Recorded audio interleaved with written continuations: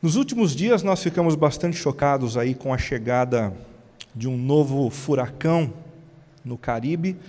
Foi realmente muito triste ver aqueles que já tinham sido devastados na semana passada, passando pelas mesmas situações, pelas mesmas circunstâncias. E nós também ficamos chocados aí com o que aconteceu no México, um grande terremoto que abalou inúmeras estruturas e matou mais de 270 pessoas. Nós temos aqui na comunidade um menino chamado Mike, ele está entre os adolescentes, é mexicano, e se você se lembrar disso depois do nosso encontro, lembre de dar um abraço nele. Ele está bastante preocupado com os parentes que estão lá no México, e nós nos condoemos com ele, né? Quando um dentro do corpo sente a dor, nós sentimos também. Graças a Deus, no Brasil, a gente não tem problema com furacões, a gente não tem problema com tufões, a gente não tem problema com terremotos, mas isso não nos exime de algumas avalanches. E a avalanche que tem nos alcançado já há muito tempo no Brasil é a avalanche da corrupção. E isso a gente pode perceber o tempo todo, inclusive nas manchetes dos principais jornais do país.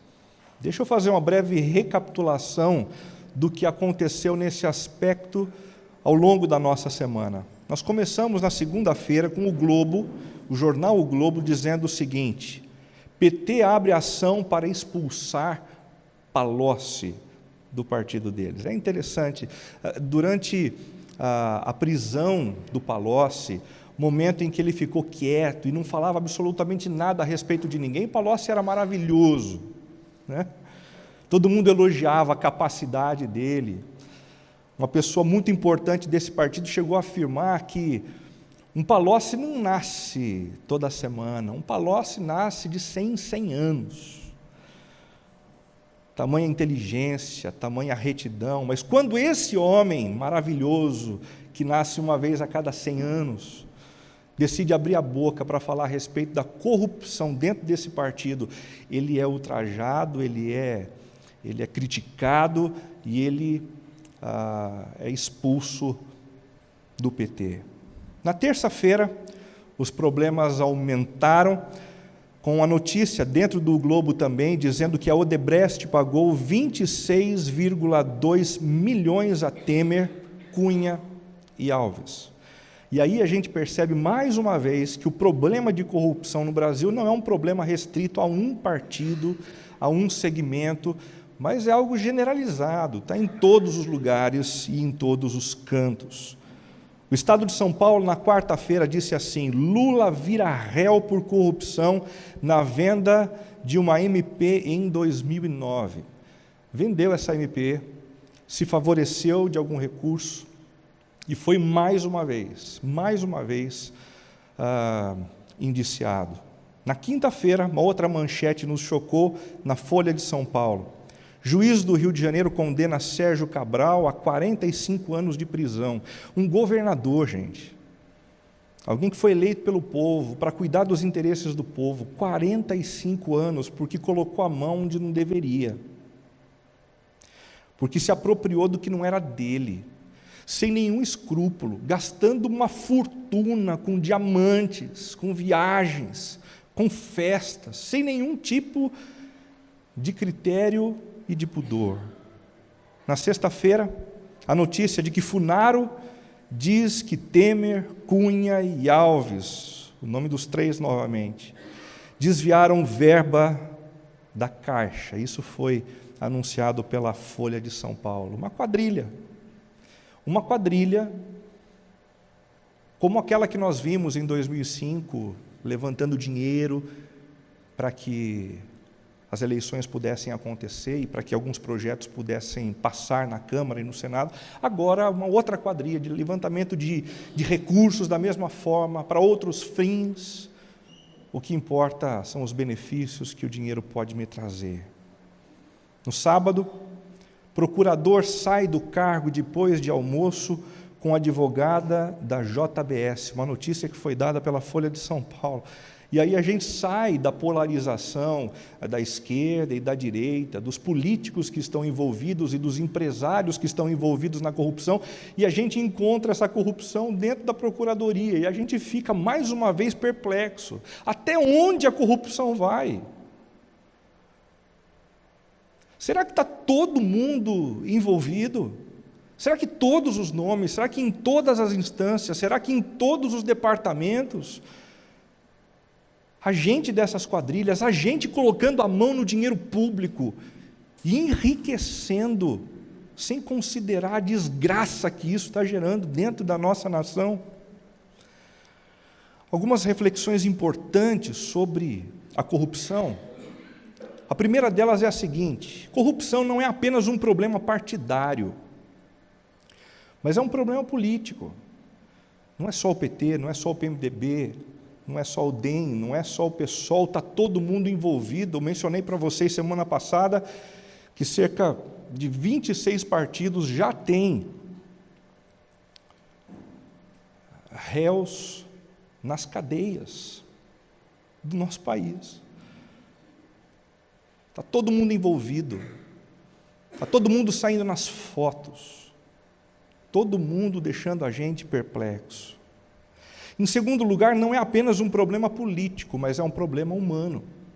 Corrupção não tem só em Brasília, corrupção não tem só nas esferas governamentais. Aonde tem gente, tem corrupção. No condomínio onde a gente mora, a gente corre o risco de ver corrupção.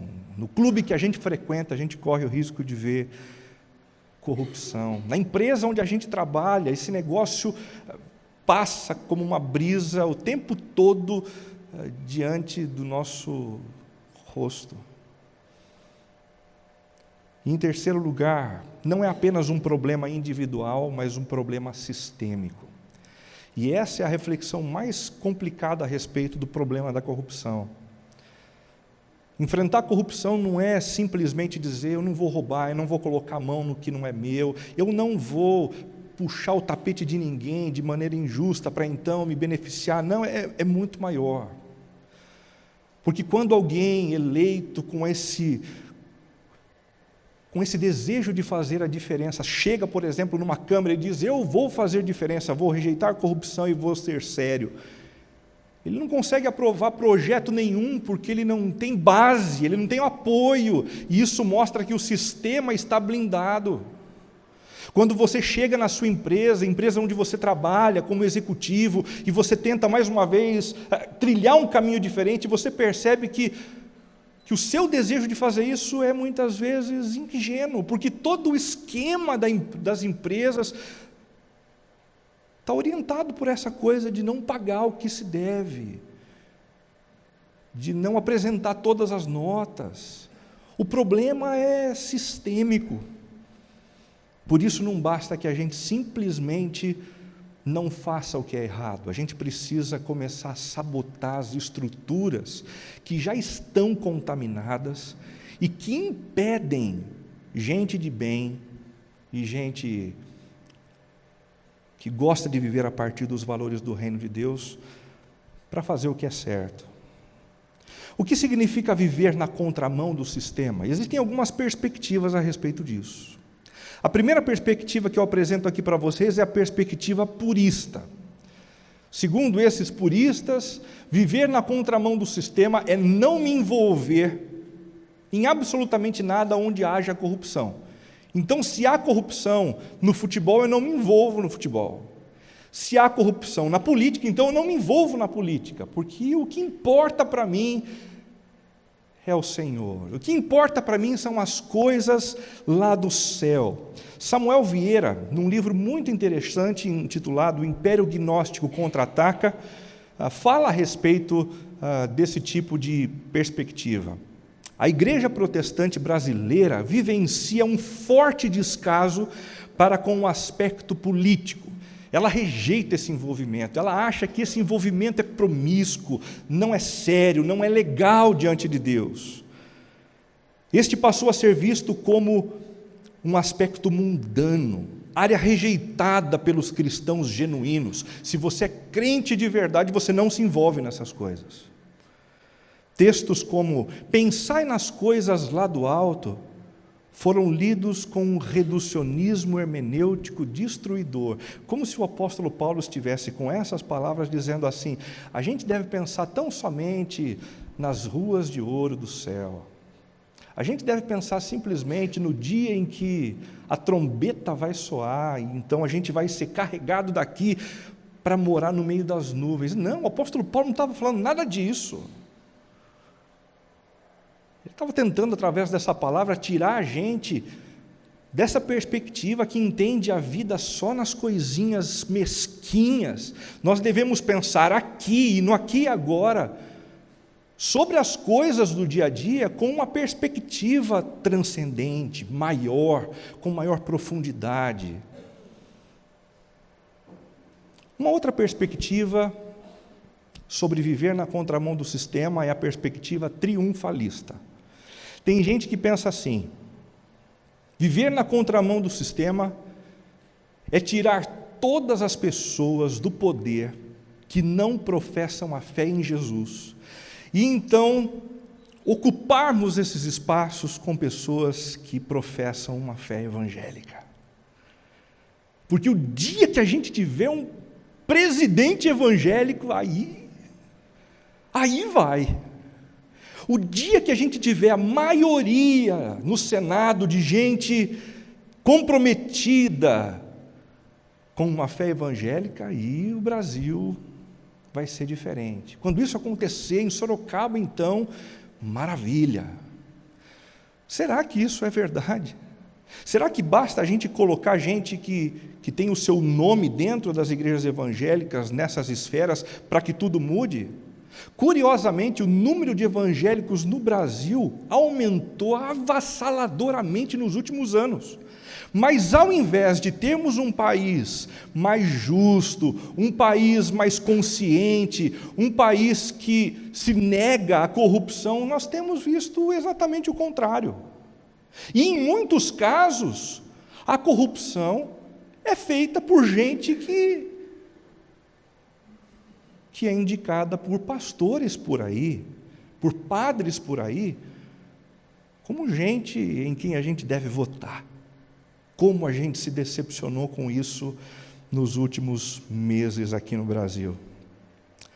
Robson Cavalcante, em Cristianismo e Política, diz algo muito significativo sobre isso. A presença de evangélicos na política, além de um despreparo científico e ético de alguns, tem se caracterizado por um individualismo de atuação, sem uma análise global dos problemas e de projetos alternativos. Em outras palavras, o pessoal com essa mania de achar que colocar gente evangélica é o que vai resolver o problema, coloca gente evangélica despreparada, com gente que tem uma visão tão ampla quanto a cabeça de um alfinete. Gente que não tem proposta, gente que não tem projeto. Há um tempo atrás, um sujeito aqui de Sorocaba se aproximou de mim, dizendo que ele queria se tornar vereador, queria porque queria, e ele tinha inúmeros projetos para a cidade. Então eu sentei com ele num café e falei: então fala para mim dos seus projetos. E o sujeito, depois de 2 horas, não conseguiu falar de um projeto para mim. Eu olhei para ele e falei: rapaz, eu não vou votar em você. Eu não vou votar em você, você está se negando a dizer o que você pensa para mim. Ele disse: Renato, se eu disser o que eu penso, eu vou perder votos. Falei: ok, meu amigo, mas se você não disser dos seus projetos para mim, o meu voto você perdeu. Mas existe uma terceira perspectiva, que é a perspectiva missional. Na perspectiva missional, o que se espera é um engajamento dos discípulos de Cristo, visando a transformação da nossa realidade. Não, nós não estamos simplesmente nos esquivando no mundo, nós estamos vivendo no mundo, blindados pelo poder do Espírito. Não, nós não estamos simplesmente ocupando os lugares estratégicos da sociedade, para que a presença evangélica tenha maioria. mas porque nós acreditamos que os princípios e valores do reino de Deus podem subverter a maldade e a injustiça da nossa nação e podem curar o nosso país. Você acredita nisso? Você acredita nisso? Mas eu queria deixar bem claro para você que eu acredito nisso. Eu acredito que homens e mulheres comprometidos com a ética do reino de Deus, engajados através das suas profissões, aonde quer que elas estejam, podem fazer uma diferença significativa, não apenas por serem evangélicos, mas porque cristãos de verdade têm uma proposta. Cristãos de verdade têm esperança. E cristãos de verdade lutam contra aquilo que muita gente já parou de lutar: a corrupção, a injustiça e uma série de outras coisas. César Marques Lopes, gestor da Fundação ECP da IPI, Igreja Presbiteriana Independente, diz assim: não adianta apenas não roubar numa sociedade em que o roubo dos políticos e empresários traz consequências profundas para a população. Não adianta simplesmente não usar drogas em cidades e bairros em que crianças são envolvidas pelo tráfico de entorpecentes e morrem diariamente em consequência disso. É preciso agir. Viver na contramão do sistema não é simplesmente não fazer o errado, é se imbuir do que é certo e lutar com todas as forças para que as estruturas corrompidas pelo mal presentes ao nosso redor possam ruir, a fim de que os valores e o reino de Deus possam alcançar a tudo e a todos, transformando a tudo e a todos. Como exemplo disso, a gente tem olhado para Miqueias. Esta série, Na Contramão do Sistema, é uma série baseada no livro desse profeta. Quem foi Miqueias? Apenas recordando com vocês, Miqueias foi um simples camponês do século 8 a.C. E um tapa na nossa cara logo de início, porque quando a gente pensa num problema tão sério, tão antigo como é o da corrupção no Brasil, a gente olha para a gente e fala assim: a gente não pode fazer nada não. A gente é tão pequeno, né?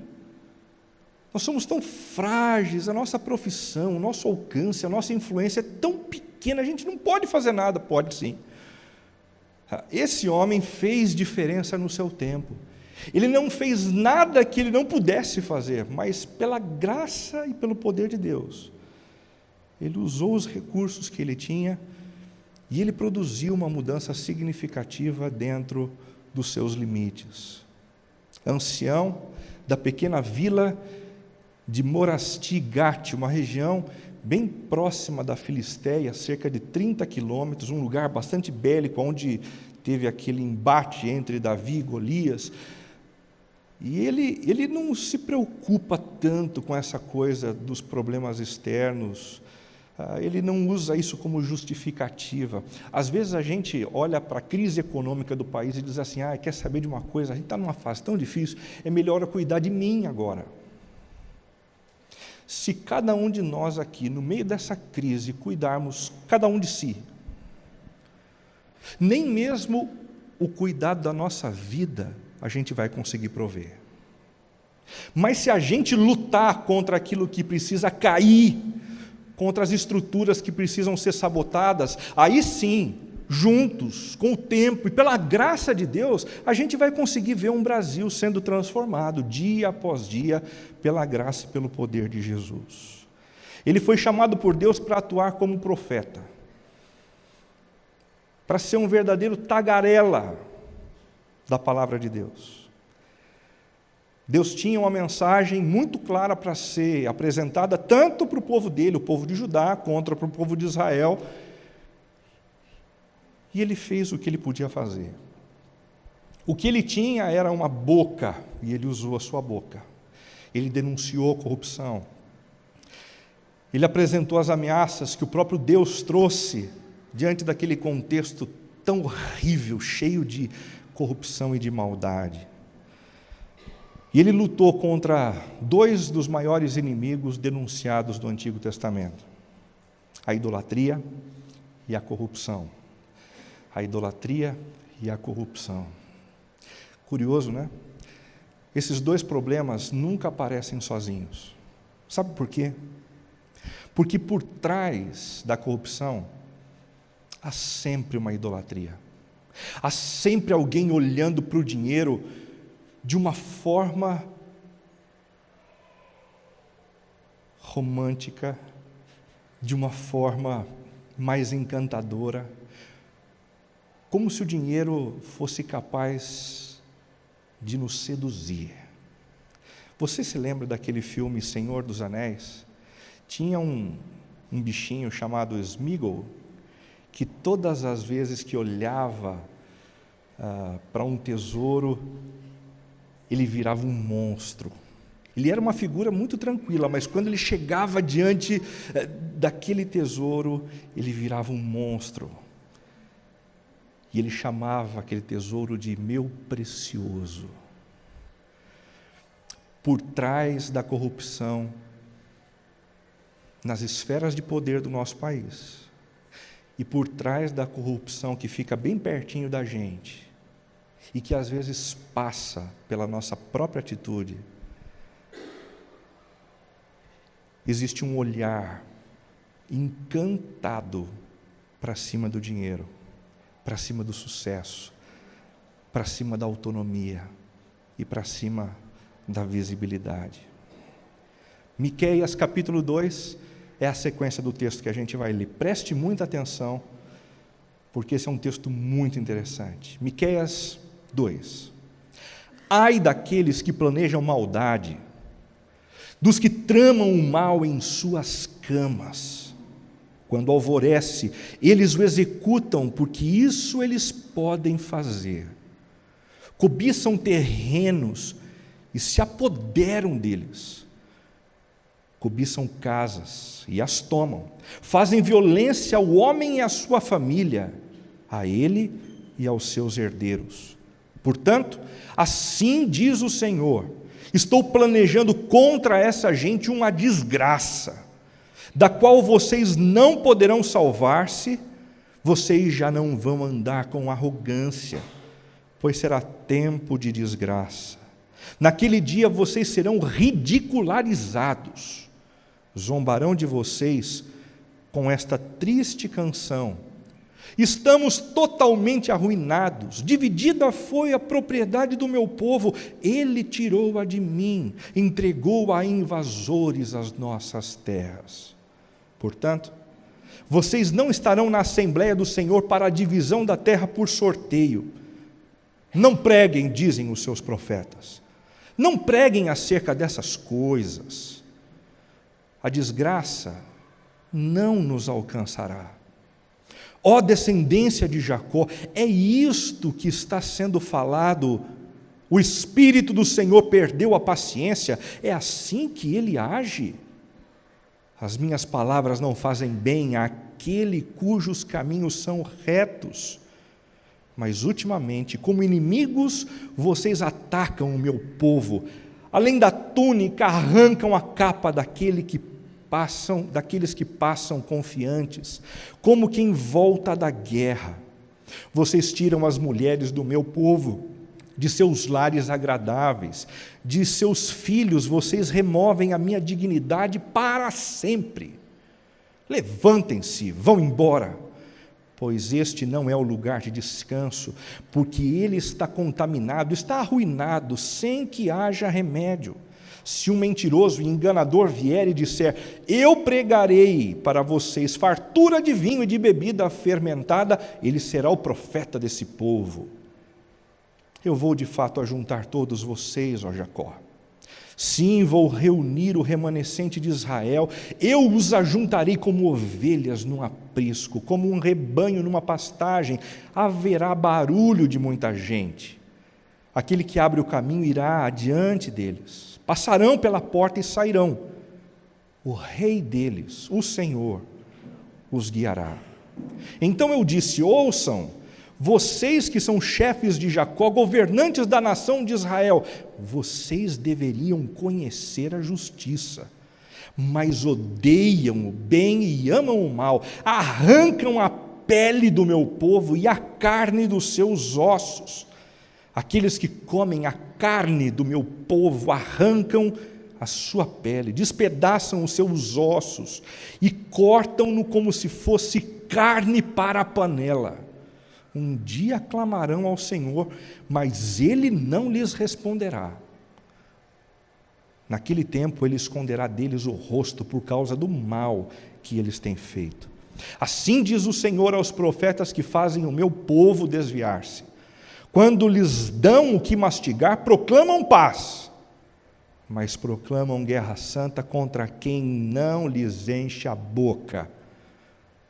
Por tudo isso, a noite virá sobre vocês, noite sem visões, haverá trevas, sem adivinhações, o sol se porá para os profetas e o dia se escurecerá para eles. Os videntes ficarão envergonhados e os adivinhos constrangidos, todos cobrirão o rosto, porque não haverá resposta da parte de Deus.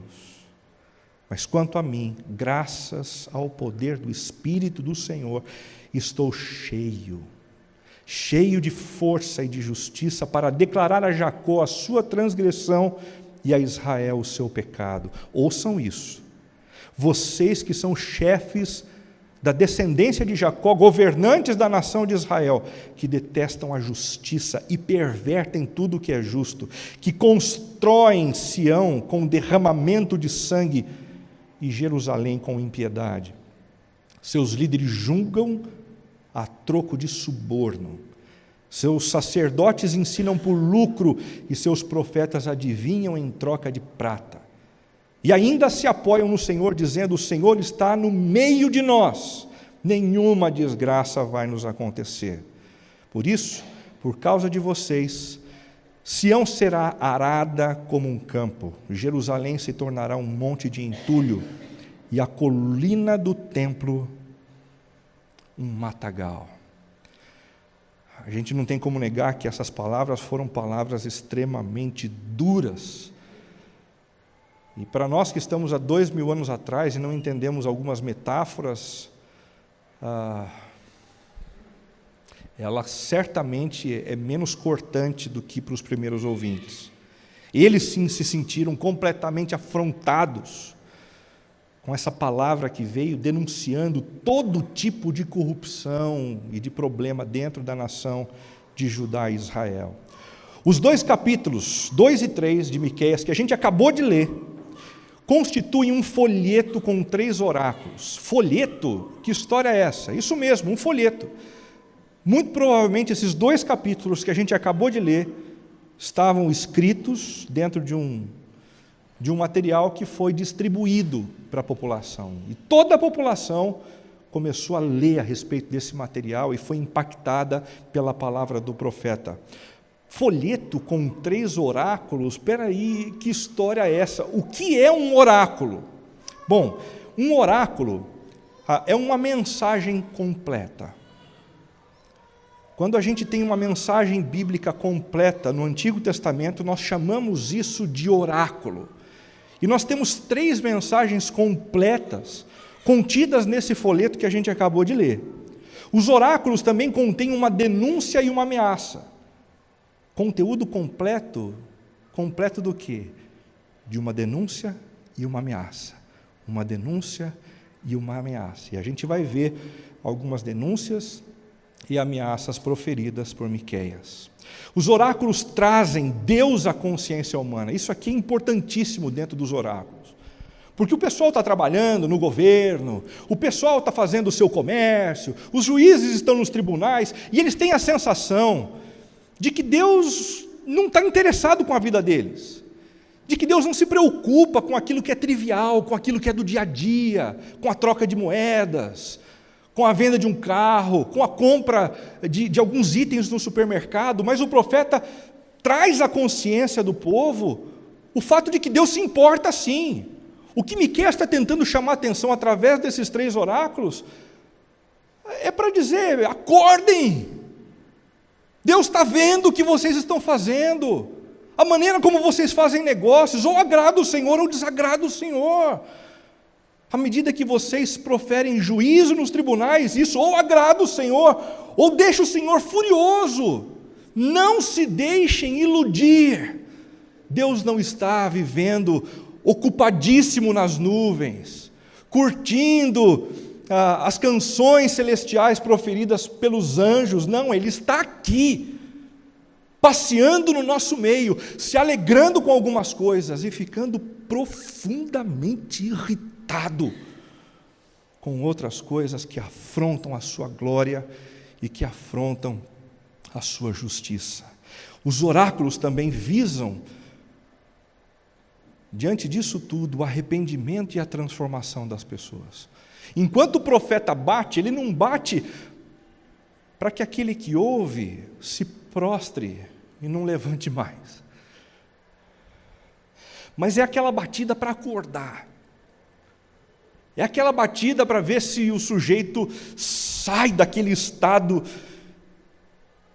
de não ouvir, de não sentir, de não se importar, de não ter mais sensibilidade, para um estado diferente, consciente de que Deus está perto, de que Ele está fazendo algumas coisas e de que Ele espera que a gente trabalhe para Ele a partir do que a gente tem em mãos. Quais são os 3 oráculos de Miqueias nos capítulos 2 e 3? Segura, que lá vem a pesada. O primeiro oráculo é o oráculo contra os ricos gananciosos. A primeira mensagem completa, contendo denúncia e ameaça, é contra os ricos gananciosos. E ele nem titubeia para falar. Ele rasga o verbo. Doa quem doer, porque ele tem a consciência de que quem está mandando a dizer é o Senhor. Então segura aí, ricos gananciosos. É o que fez Miqueias no seu tempo. Ai daqueles que planejam maldade. Quando alvorece, eles o executam. Eles planejam na cama e quando o sol nasce, eles colocam o seu plano em execução. Cobiçam terrenos e se apoderam deles. Fazem violência ao homem e à sua família, a ele e aos seus herdeiros. Quais são as denúncias contra os ricos gananciosos? Em primeiro lugar, eles têm desejos corrompidos. Cobiçam terrenos, cobiçam casas e as tomam. Percebam que o texto bíblico não coloca a riqueza em si como um problema. Ser rico não é, biblicamente falando, um pecado. O problema é ser rico que não se satisfaz. O problema é ser rico e não se contentar com o que recebeu de Deus. O problema é ser rico e viver olhando para aquilo que o outro tem, com um olhar de cobiça. Eu preciso dessa casa, eu preciso daquele terreno, eu preciso, como se mais uma casa ou mais um terreno fosse capaz de trazer satisfação interior para o meu coração. O profeta está dizendo, os desejos de vocês estão corrompidos, o coração de vocês está doente, e vocês precisam cuidar disso. A segunda denúncia é a de que a consciência deles está cauterizada. Ai daqueles que planejam maldade. Não é apenas um desejo, a cobiça para esses homens não é apenas um desejo, não. Eles sentam numa mesa, eles escolhem uma boa folha de papel, eles pegam uma caneta e eles começam a desenhar uma estratégia para enriquecer. E em alguns momentos, quando é necessário puxar o tapete de um, eles dizem puxar o tapete de um. Quando é necessário algum tipo de manobra que não é justa, que não é legal, eles escrevem fazer essa manobra que não é justa e legal. E eles vão planejando isso de tal forma a revelar que a consciência deles não funciona mais. Cauterizada.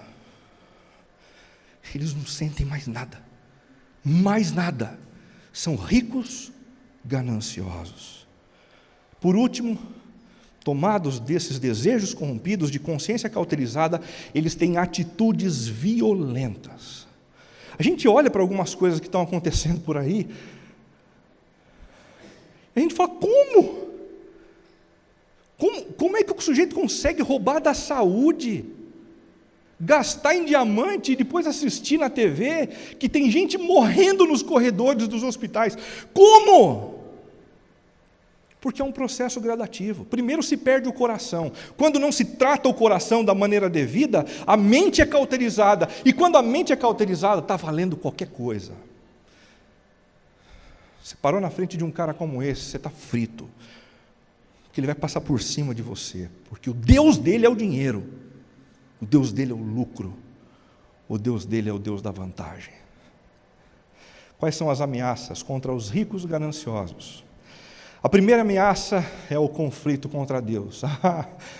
Miqueias está dizendo assim: se vocês estão achando que nada vai acontecer com vocês, ricos gananciosos, vocês estão muito enganados, pois Deus está planejando contra vocês. Deus está planejando contra vocês uma desgraça. Da mesma forma como vocês estão planejando uma desgraça para enriquecer, desgraça para os outros, Deus está planejando contra vocês também. Em outras palavras, vocês conseguiram atrair o pior inimigo possível, o Deus Todo-Poderoso.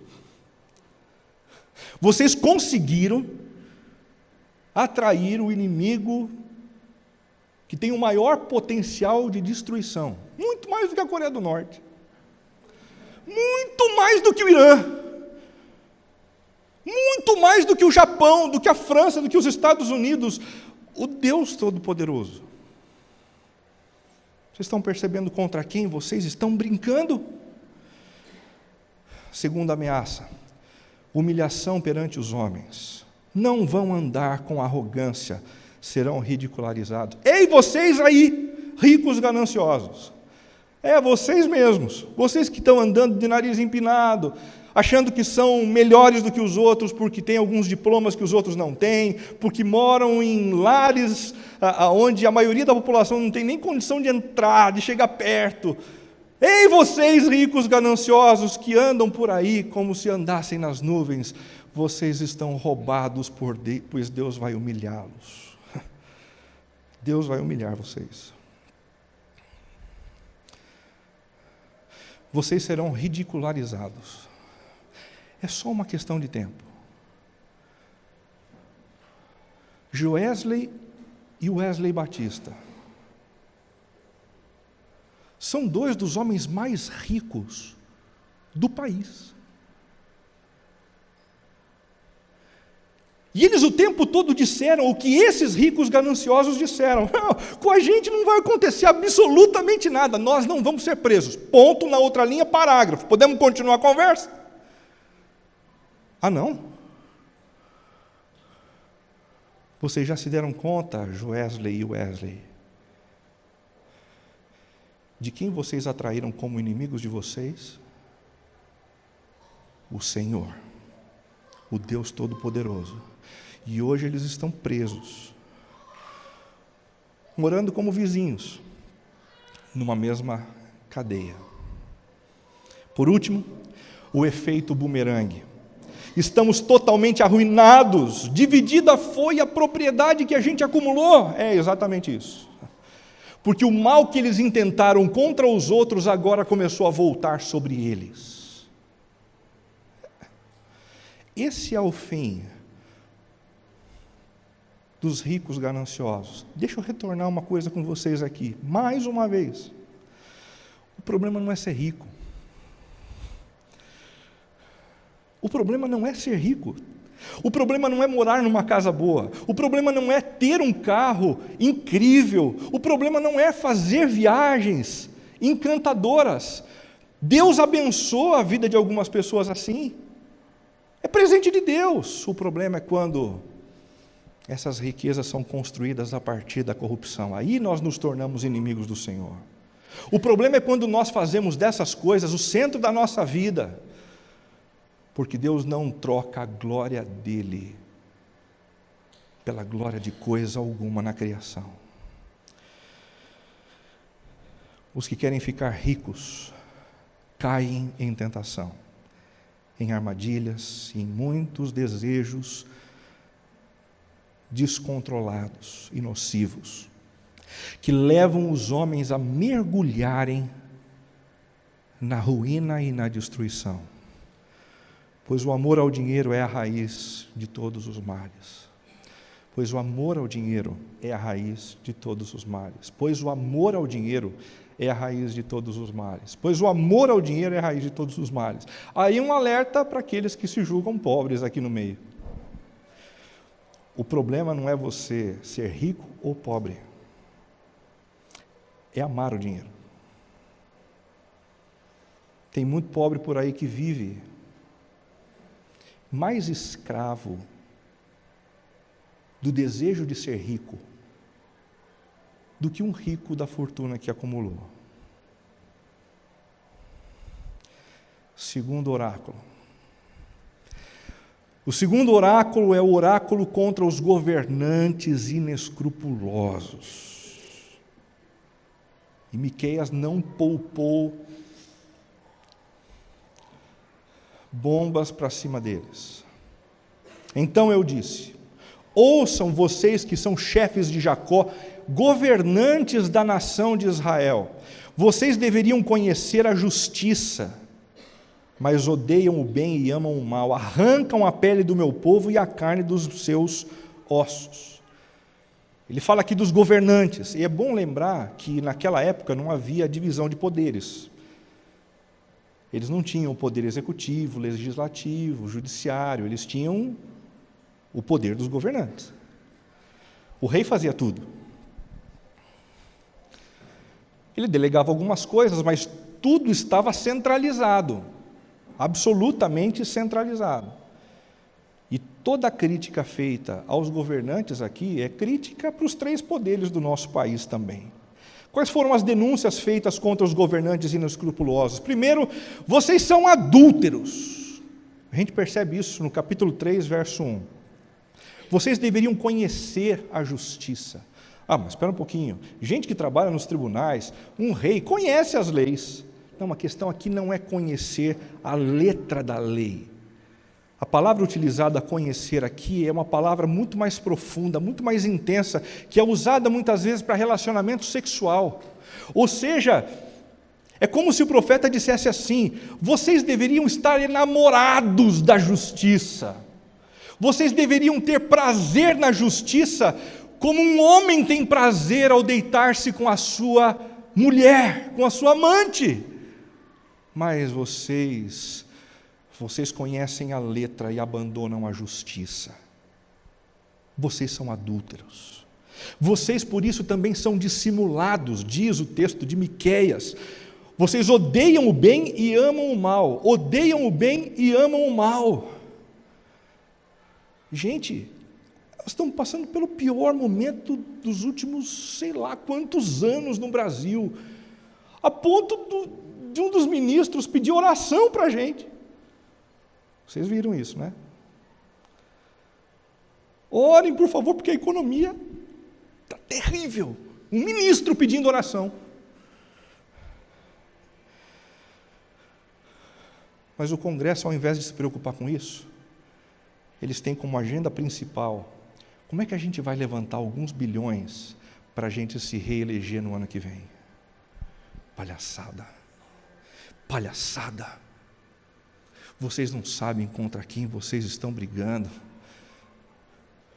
Vocês não têm ideia de quem é aquele que está se levantando contra vocês. O Senhor, Deus Todo-Poderoso. O pior inimigo que vocês poderiam ter na vida de vocês. Vocês são subornáveis, diz Miqueias. Seus líderes julgam por suborno. Se rolou uma graninha por baixo da mesa, vistas grossas. Sempre visando lucro. Quais são as denúncias? Quais são as ameaças contra os governantes inescrupulosos? Em primeiro lugar, o afastamento de Deus. Vocês, governantes, hão de chegar num dia em que vocês clamarão ao Senhor. Sabe aquele momento assim em que alguém da família de vocês fica doente? Você abre o exame e fala assim: que é isso? E quase que sem pensar você diz: meu Deus! Eles clamarão ao Senhor, mas Ele não lhes responderá.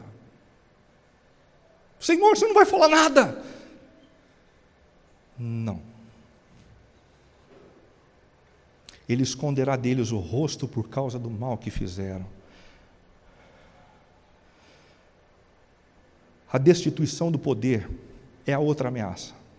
Jerusalém se tornará um monte de entulho e a colina do templo um matagal. Eu vou passar o arado por cima de vocês. E não vai ter mais país, não vai ter mais governo. E vocês não vão ter mais o palanque de vocês. A colina do templo vai virar um matagal.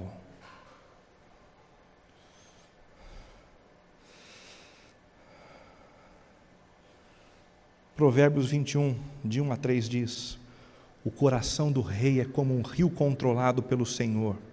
Ele o dirige para onde quer. Todos os caminhos do homem lhe parecem justos, mas o Senhor pesa o coração. Fazer o que é justo e certo é mais aceitável ao Senhor do que oferecer sacrifícios.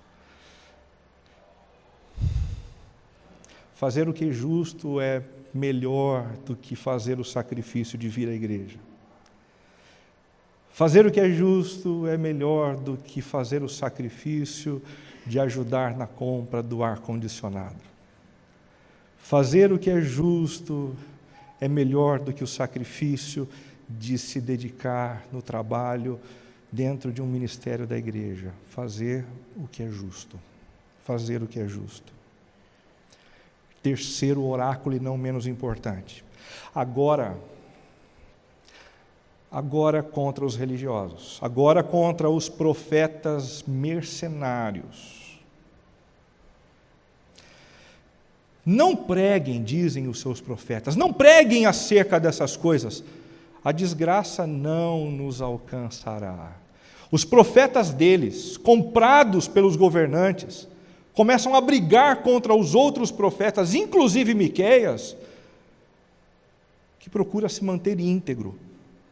E eles dizem: calem a boca de vocês, porque as palavras de vocês não vão se cumprir. Quais são as denúncias a esses profetas mercenários? Eles são interesseiros. Quando lhes dão o que mastigar, proclamam paz. E como a gente tem religioso, como a gente tem pastor, como a gente tem padre, como a gente tem qualquer tipo de religioso por aí, sedento por dinheiro. E quando você dá dinheiro, eles te cumprimentam, eles te valorizam, eles caminham com você. Mas quando você não oferece isso, eles viram as costas, porque vocês não dão a eles o que mastigar. Eles são usurpadores e o tempo todo ficam tentando arrancar dos outros o que os outros não têm. Além da túnica, arrancam a capa daqueles que passam. Eles não têm coração. Eles falam do amor, mas eles não sabem o que significa amar. E eles são mentirosos. Aqueles que dizem: eu pregarei para vocês fartura de vinho e de bebida, são os escolhidos para serem os melhores profetas. É engraçado que as melhores igrejas hoje em dia, do ponto de vista da sua população, do seu crescimento, as maiores, as big, aquelas que estão assim na TV, são aquelas que prometem isso: festa, folia, alegria, diversão, prosperidade. Miqueias está dizendo: não é isso que o Senhor está anunciando. Não é isso que o Senhor está dizendo. Vocês estão perdendo a integridade de vocês. Quais são as ameaças? Perda de transcendência. Vocês, profetas mercenários, vão perder a transcendência. A noite virá sobre vocês. Noite sem visões, haverá trevas, o sol se porá e o dia se escurecerá para os profetas. Eu não sei se você consegue perceber o quanto isso aqui é denso e profundo. Há uma poesia de Adélia Prado que diz assim: às vezes Deus me castiga, olho pedra e vejo pedra mesmo. A poetisa diz que certas vezes na vida ela perde a transcendência. Ela não consegue mais fazer poesia. Ela não consegue mais se encantar com aquilo que ela deveria se encantar. Tudo passa a ter o seu valor concreto e imediato. A cadeira, o valor de cadeira. O palco, o valor de palco. A flor, o valor de planta. E nada além disso. Profetas, vocês vão perder a transcendência. Os olhos de vocês não vão brilhar mais. Os olhos de vocês não vão brilhar mais. E por último, a subversão da admiração. Se tem uma coisa aqui, político e profeta gosta, é dessa coisa da admiração, né? Os videntes serão envergonhados, e os adivinhos constrangidos, todos cobrirão o rosto, porque não haverá resposta da parte de Deus. Nessa direção, um outro profeta chamado Ezequiel disse no capítulo 34, de 2 a 5, ai dos pastores de Israel que só cuidam de si mesmos. Acaso os pastores não deveriam cuidar do rebanho? Vocês comem a coalhada, vestem-se de lã e abatem os melhores animais, mas não tomam conta do rebanho. Azar de vocês, mercenários, porque Deus está se levantando contra vocês. Você chegou a perceber que esse último oráculo é muito mais assim, voltado para mim do que qualquer outra coisa? É muito mais voltado para um Túlio, para um Heitor Beranger, é muito mais voltado para os nossos pastores leigos, o Edgar, o Eduardo. Todos nós somos alvos desse tipo de ameaça e denúncia. Porque o Senhor não se preocupa apenas com a corrupção dos outros, Ele se preocupa com a nossa, com a minha e a sua corrupção. Mas o folheto de Miqueias possuía apenas oráculos de denúncia e ameaça? Não. Se fossem apenas os 3 oráculos de denúncia, de ameaça, eles seriam assim um convite à depressão, um convite ao suicídio, né? Nesse texto também existem uma promessa de salvação e um incentivo à perseverança. Que promessa de salvação é essa? Eu os ajuntarei, diz o Senhor, como ovelhas, como um rebanho numa pastagem. Aquele que abre o caminho irá adiante deles, passarão pela porta e sairão. O rei deles, o Senhor, os guiará. Deus está dizendo, no meio dessa corrupção toda, eu vou juntar um remanescente, eu vou formar um povo meu. E para isso eu vou enviar alguém que vai abrir o caminho e que vai reinar sobre tudo e sobre todos. De quem Miqueias está falando? De quem Miqueias está falando? Miqueias está falando a respeito da vinda de Jesus. O próprio Jesus, em João capítulo 10, de 14 a 16, diz, eu sou o bom pastor, aquele que reúne as minhas ovelhas como um rebanho numa pastagem. Eu conheço as minhas ovelhas, elas me conhecem, e eu dou a minha vida por elas. Como Jesus pavimentou o caminho para a formação de um povo.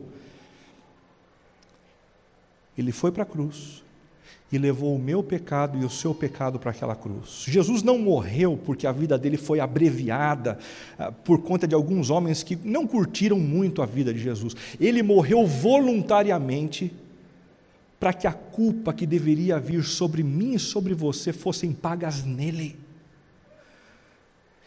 E assim Jesus pavimentou um caminho para a formação de um povo.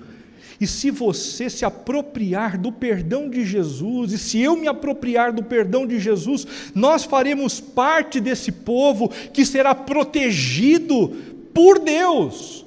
das próprias denúncias e ameaças que Deus tem contra aqueles que são corruptos e injustos. Você quer ficar fora desse povo? Você tem certeza que você quer continuar fora desse povo, brigando contra o maior de todos os inimigos? Isso é loucura.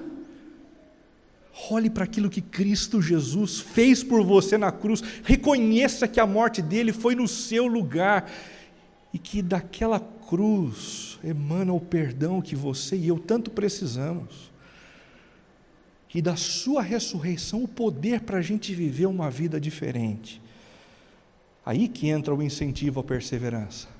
Miqueias diz em Miqueias 3,8: mas quanto a mim, graças ao poder do Espírito do Senhor, estou cheio de força e de justiça para declarar a Jacó a sua transgressão e a Israel o seu pecado. O que ele está dizendo é: eu estou vivendo no meio de um monte de corrupção, né? Mas eu não estou fraco, não. Eu não parei de crer. Eu continuo aguardando, eu continuo esperando, eu tenho esperança na manifestação de Deus, e eu me sinto forte o suficiente pelo poder de Deus para continuar lutando nessa direção. Esse texto tem paralelo em Atos capítulo 1, versículo 8, que diz: mas receberão poder, vocês os que foram reunidos em Cristo, vocês receberão poder vindo do alto, e serão minhas testemunhas. Por que um discípulo de Cristo não deve agir como um corrupto? Porque nós levamos o nome de Cristo, nós somos testemunhas dele. E isso deve acontecer em todos os lugares, em Jerusalém, em Judeia, Samaria, em Sorocaba, em São Paulo, em Minas Gerais, até em Las Vegas, até em Nova York. Para a gente refletir e praticar ao longo dessa semana. Identifique e resista à cobiça do seu coração. Em algum nível, ela está aí dentro. Em algum nível, ela está aí dentro. Mas como é que você tem certeza de que tem cobiça aqui dentro do meu coração? Porque tem no meu.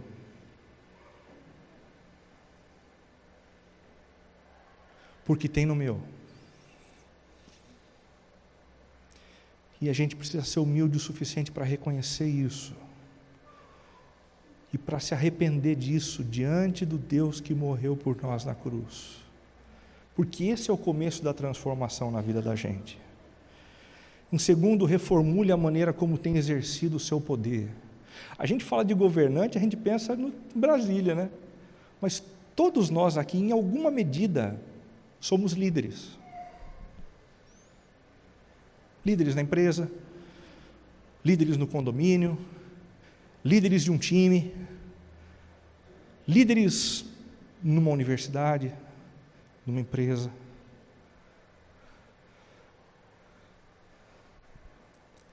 Reconsidere a maneira como você tem exercido o seu poder. E por último, redefina as bases da sua espiritualidade.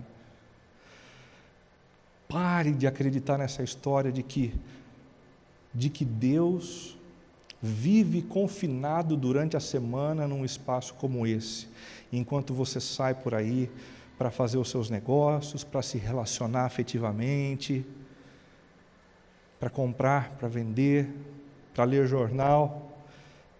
Deus vai com a gente. Os olhos do Senhor estão em todo lugar, e isso é bênção, isso é luz. Nós precisamos, diante disso, rever a postura da nossa vida, para que a nossa vida inteira seja um presente de gratidão ao Senhor que um dia morreu por nós na cruz. Vamos fechar os nossos olhos. Tem o seu tempo aí para conversar com Deus, para passar limpo algumas coisas que de repente você precisa passar limpo. É o seu momento de conversa com Deus. Nada é mais importante do que isso agora. Converse com o Senhor.